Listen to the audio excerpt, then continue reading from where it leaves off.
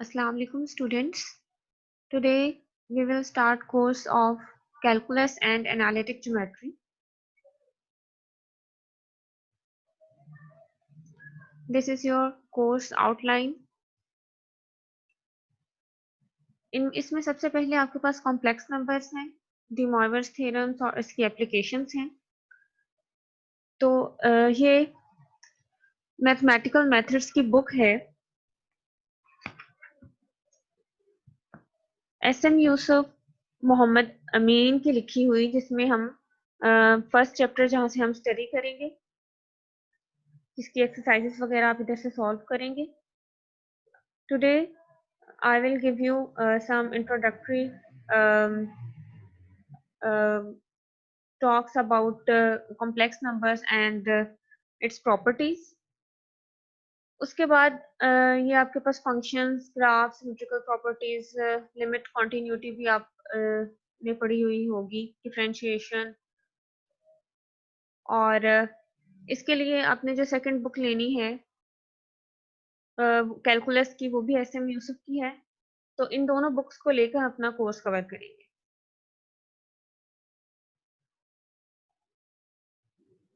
जी, तो complex numbers को start करते हैं।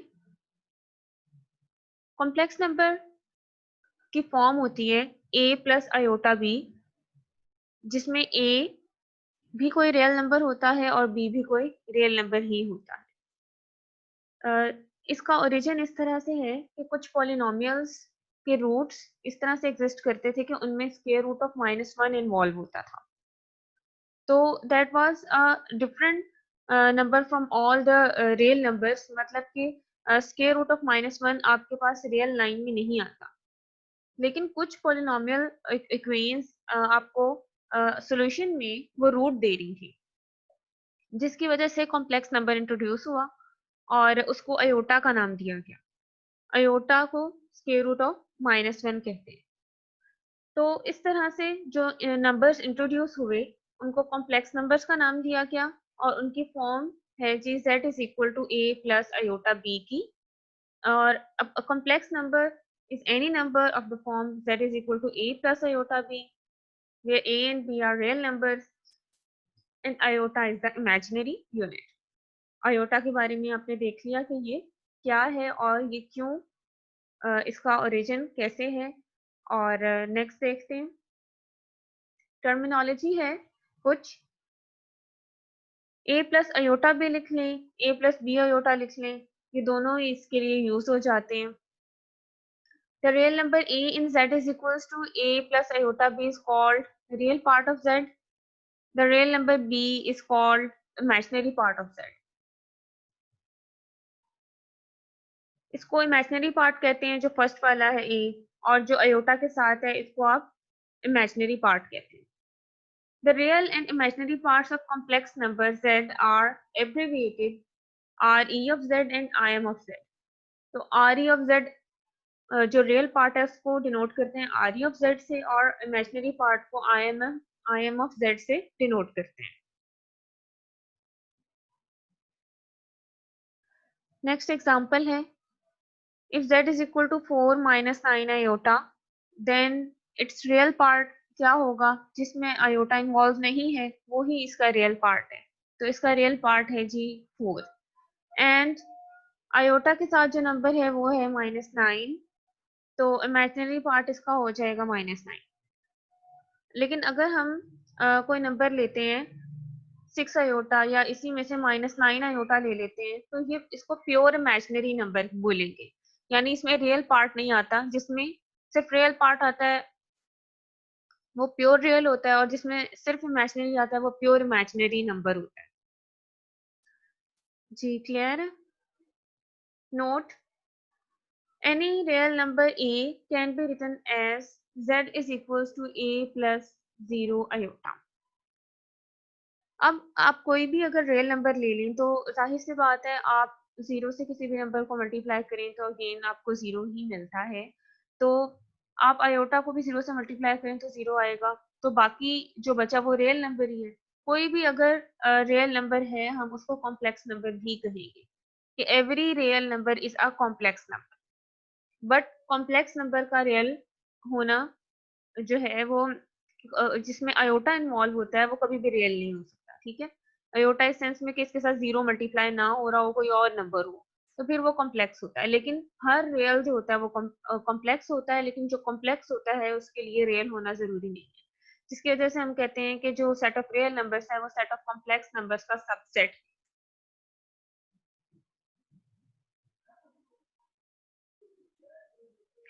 Next we come to another definition. Complex numbers z1 is equals to a1 plus iota b1 and z2 is equals to a2 plus iota b2 are equal.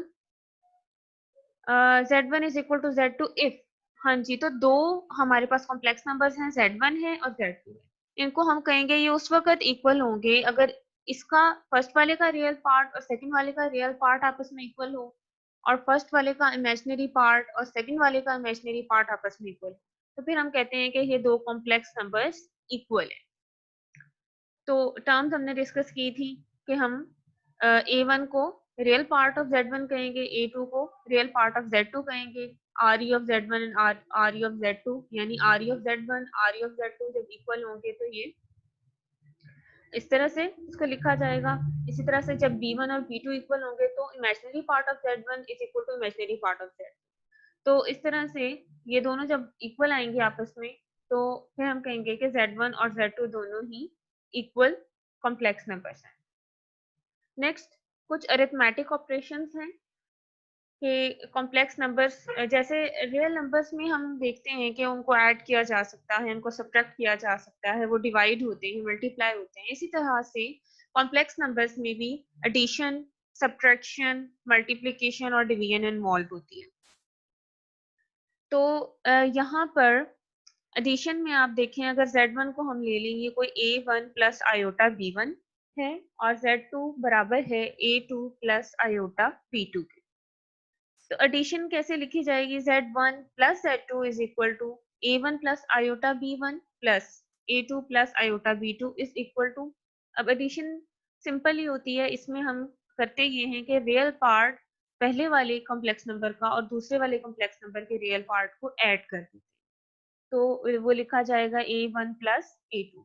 इसी तरह से जो first जो complex number है उसका imaginary part और second complex number का imaginary part को ऐड करेंगे तो वो जी लिखा जाएगा b1 प्लस b2। सिंपल सी एडिशन है, इसकी कोई इसमें कोई बहुत लंबा चौड़ा काम है ही नहीं। इसी तरह से सब्ट्रैक्शन है, z1 माइनस z2 है, इसमें भी हमने जो रियल पार्ट्स हैं उनको आपस में वो माइनस हो जाएंगे, a1 माइनस a2। इसी तरह से जो इमेजिनरी पार्ट्स हैं वो माइनस हो जाएंगे, b1 माइनस b2। नेक्स्ट आ जाती है मल्टीप्लिकेशन, ये भी सिंपल है, आपने a1 plus iota b1 a2 plus iota b2 को मल्टीप्लाई करना है। a1 को फर्स्ट आपने मल्टीप्लाई करना है a2 प्लस अयोटा b2 से, तो ये हो जाएगा a1 a2 a2 plus aorta a2 b2 into aorta, तो यहाँ पर आप a1 b2 इंटू अयोटा यहाँ पर आपके पास लिखा जाएगा, ठीक है। और इसी तरह से aorta b1 into a2, aorta common लेके ये दोनों टर्म्स आ जाएंगी, फिर b1 b2 मल्टीप्लाई होंगे जब, तो अयोटा स्क्वायर से माइनस यहाँ आ जाएगा, तो ये आपने मल्टीप्लाई करके देखना है, ये इजी सॉल्व है, ठीक है। डिवीजन में z1 over z2 is equal to a1 plus iota b1 over a2 plus iota b2 है। इसकी जो है डिवीजन भी हो जाती है, मतलब बताने का मकसद ये है कि ये सारे ऑपरेशंस कॉम्प्लेक्स नंबर्स में होते हैं, तो इनके हम एग्जांपल्स करेंगे, इनको इस तरह से आपको याद करने की जरूरत नहीं है, सॉल्व इजीली हो सकते हैं, ठीक है। तो कुछ आप एक दो एग्जांपल्स हैं इनको देखेंगे। इसी तरह से इसमें ये कॉम्यूटेटिव लॉ, एसोसिएटिव लॉ और डिस्ट्रीब्यूटिव लॉ होल्ड करता है।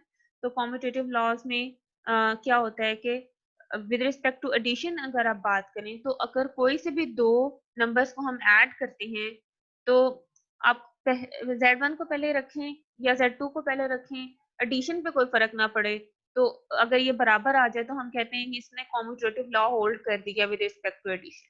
इसी तरह से विद रिस्पेक्ट टू मल्टीप्लिकेशन कोई सा नंबर पहले हो तो आपस में मल्टीप्लाई होकर ये इक्वल आते हैं, तो विद रिस्पेक्ट टू मल्टीप्लिकेशन भी ये कॉम्यूटेटिव लॉ होल्ड करते हैं। Next associative law complex numbers में होल्ड करता है कि z1 plus z2 plus z3, तो Z1 plus Z2 plus Z3 क्या बन जाएगा? मतलब आप Z2 और Z3 को ऐड करके फिर Z1 करो, या Z1 और Z2 को ऐड करके फिर Z3 करो, तो इसी को हम एसोसिएटिव लॉ कहते हैं विद रिस्पेक्ट टू एडिशन। इसी तरह से ही with respect to multiplication. Distributive law में क्या है जी के Z1 into Z2 plus Z3 is equal to Z1 Z2 plus Z1 Z3। इसको हम डिस्ट्रीब्यूटिव लॉ बोलते हैं। इस तरह से कि आप दो कॉम्प्लेक्स नंबर्स ऐड करके फिर उसको मल्टीप्लाई कर रहे हैं या उसको बारी बारी ऐड कर रहे हैं, तो ये अगर इक्वल आ जाए तो इसको हम डिस्ट्रीब्यूटिव लॉ कहते हैं। सिंपल आप कहते हैं ना कि हम कॉमन ले रहे हैं, तो एक्चुअली वो कॉमन नहीं होता, वो डिस्ट्रीब्यूटिव लॉ होता है। एडिशन एंड मल्टीप्लिकेशन की ये इजी सी एग्जांपल्स हैं। Z1 है, Z2, तो Z1 plus Z2 find out करना है और Z1 Z2 फाइंड आउट करना है। तो एडिशन में फिर उसी तरह से आपने रियल पार्ट्स को ऐड करना है और इमेजिनरी पार्ट्स को आपस में ऐड करना है, तो ये आपका क्वेश्चन इजीली सॉल्व होता है। इसी तरह से डिस्ट्रीब्यूटिव लॉ से by the distributive law and iota square is equal to -1, ये लिखने की जरूरत नहीं है, आप डायरेक्ट मल्टीप्लाई कर सकते हैं। Z1 Z2 is equal to 2 plus 4 iota minus 3 plus 8 iota। तो 2 plus 4 iota को पहले -3 से आपने मल्टीप्लाई करना है, इसी तरह फिर 2 plus 4 iota को आपने 8 iota से करना है। तो ये एक इजी से क्वेश्चन हैं आपकी, ये एक इंट्रोडक्शन में है। नेक्स्ट है जी जीरो एंड यूनिटी। अब असल में हम कंपेयर करना चाह रहे हैं कि रियल और कॉम्प्लेक्स में किस तरह से ये डिफरेंट है। तो the zero in the complex number system is the number 0 plus 0 iota. अभी हमने डिस्कस किया था कि कोई भी रियल नंबर जो है वो कॉम्प्लेक्स होता ही होता है। तो यहाँ पर अगर हम 0 को 0 प्लस 0 आयोटा लिखें तो ये एक कॉम्प्लेक्स नंबर बन जाता है। और तो 0 जो है इस तरह से इसको लिखते हैं कॉम्प्लेक्स फॉर्म में। और यूनिटी किस तरह लिखी जाती है? 1 प्लस 0 आयोटा। तो 0 and unity are denoted by 0 and 1 respective. ठीक है, यूनिटी 1 को कहते हैं। तो 0 हमारे पास, 0 को कहते हैं कि ये एडिटिव आइडेंटिटी है in complex system. Additive identity कब बनती है?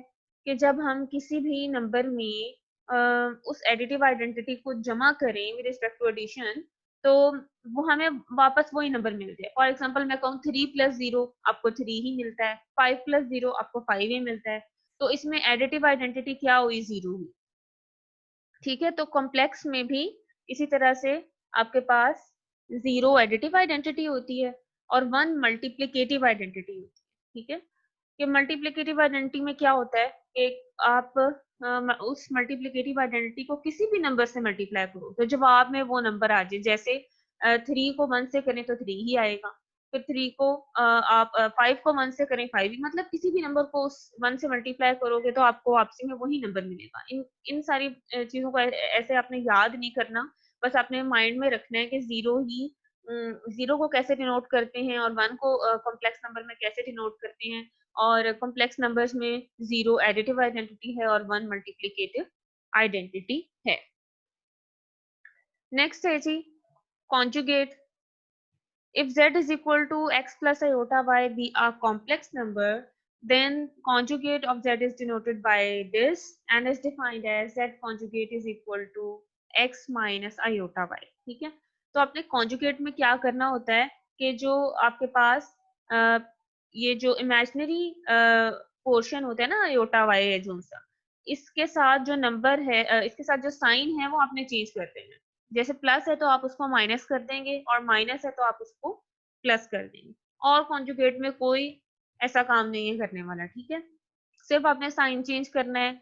अयोटा वाई के साथ मतलब अयोटा वाली जो आपके पास वैल्यू है इसके साथ जो साइन है इसको आपने चेंज कर देना। एग्जाम्पल ले लें, 6 प्लस 3 अयोटा है तो 3 अयोटा के साथ साइन है प्लस का, तो हमने लिख दिया 6 माइनस 3 अयोटा। इसी तरह से -5 माइनस अयोटा है तो आपने रियल वाले साइन को नहीं छेड़ना, सिर्फ अयोटा के साथ जो साइन है उसको आपने चेंज कर, तो ये बन जाएगा -5 प्लस अयोटा। नेक्स्ट है जी डिवीजन।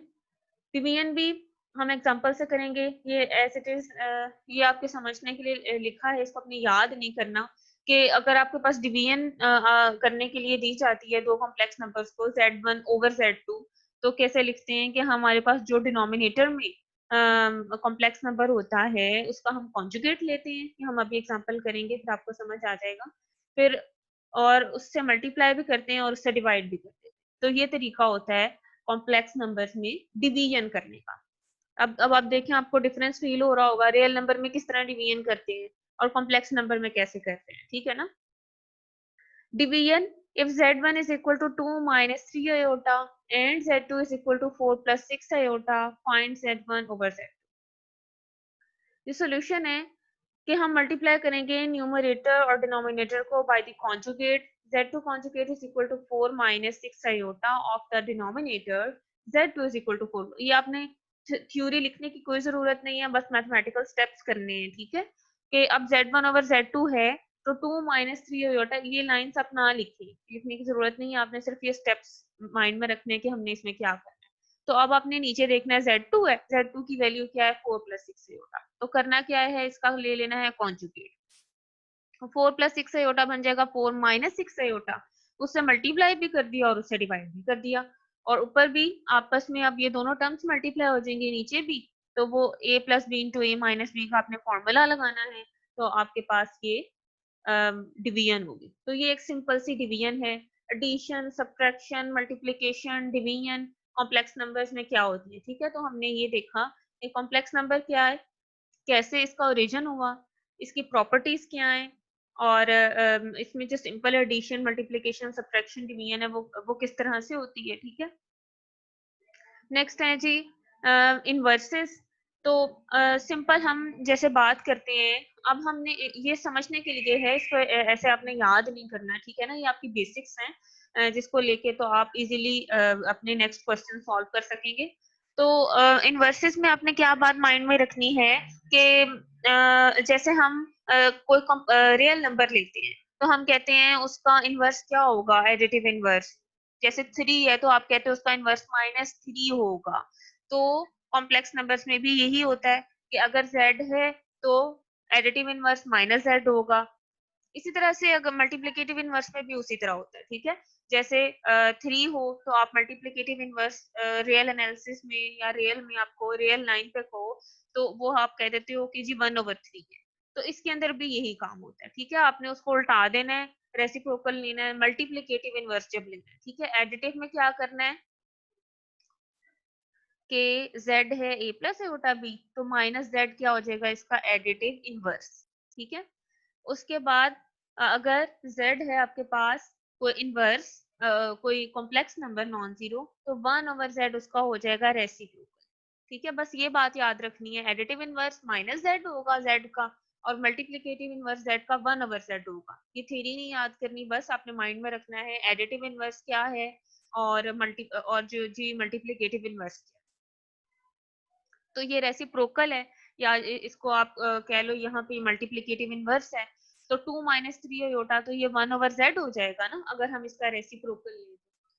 तो 1/z is equal to 1/2 minus 3 iota. तो ये फिर अगेन डिवीजन वाली फॉर्म बन गई। तो फिर आपने क्या करना है, जो आपके पास डिनोमिनेटर में कॉम्प्लेक्स नंबर है उसका ले लेना है कॉन्जुगेट, उससे मल्टीप्लाई भी कर देना है, उससे डिवाइड भी कर देना है, तो आपके पास ये आंसर आ जाता है। ये सिंपल एक रेसिप्रोकल, ठीक है।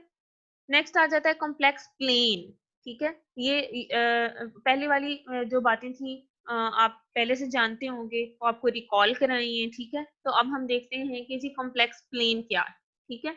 इसमें भी कोई लंबी चौड़ी बात नहीं है, इसको ऐसे नहीं याद करना, जो मैं बताऊंगी वो आपने बस माइंड में रखना है, ठीक है। तो ये z है जी आपके पास complex number, z is equal to x plus iota y. इसका ऑर्डर्ड पेयर बनाना है, ठीक है। तो क्या बनेगा, x कॉमा वाई, ठीक है। ऑर्डर्ड पेयर बनाना है, क्या बन जाएगा, x कॉमा वाई, यानी फर्स्ट वाला जो है रियल पार्ट और सेकंड वाला जो है इमेजिनरी पार्ट, इसको हम इस फॉर्म में लिख दें x कॉमा वाई वाली फॉर्म में, तो इसको कहते हैं ऑर्डर्ड पेयर, ठीक है। तो अब ये ऑर्डर्ड पेयर 2 -3 क्या शो करेगा, अब z इज इक्वल टू 2 -3 होगा। बस इसमें बताने का मकसद ये है कि कॉम्प्लेक्स प्लेन में ये ऑर्डर्ड पेयर की फॉर्म में लिखे जाएंगे 2 -3, इसको लिखेंगे z इज इक्वल टू 2 -3 होगा, ठीक है। इसी तरह अगर लिखा होगा z is equal to 2 minus 3 iota, तो आप इसको लिख सकते हैं इस ऑर्डर पेयर में 2 कॉमा माइनस 3, ठीक है। फिर इसी तरह नंबर है 7 आ गया सिंपल, तो इसके साथ आपको पता है इमेजिनरी पार्ट अब 0 होगा, तो 7 कॉमा 0 लिखा जाएगा। अयोटा के लिए 0 कॉमा 1, -5 के लिए 0 कॉमा -5, ठीक है। तो बताने का मकसद सिर्फ ये है कि आप एसोसिएट कर सकते हैं किसी नंबर को ऑर्डर्ड पेयर की फॉर्म, ठीक है। तो नेक्स्ट देखें, तो ये है जी प्लेन, ठीक है। हम सिंपल रियल रियल में हम क्या करते हैं, जब रियल लाइन आपने ली होती है तो आप क्या कहते हो, एक्स एक्सिस ले लेते हो और वाई एक्सिस ले लेते हो, ठीक है। तो यहाँ पर भी हम एक्स एक्सिस और वाई एक्सिस लेते हैं, जिसकी वजह से हमने इसको कॉम्प्लेक्स प्लेन का नाम दिया, या इसको जेड प्लेन भी कह देते हैं। तो एक्स प्लस अयोटा वाई की जगह हम इसको इस ऑर्डर्ड पेयर की फॉर्म में लिखना चाहते हैं इस पॉइंट को, ठीक है, जिसकी वजह से हमने ये डिफाइन किया है। ओके, क्लियर है। नेक्स्ट आ जाता है मॉडुलस। तो modulus of a complex number z is equal to x plus iota y is the real number z modulus is equal to. अब करना अपने मॉडुलस में ये होता है कि जो अयोटा के साथ जो पार्ट है, ठीक है, इमेजिनरी, उसका स्क्वायर लेना है, और जो रियल है पूरा उसका स्क्वायर लेना है, उसका स्क्वायर, और फिर बाद में उसका स्क्वायर रूट ले लेना होता है, ठीक है। ये काम भी आपने किया हुआ होगा।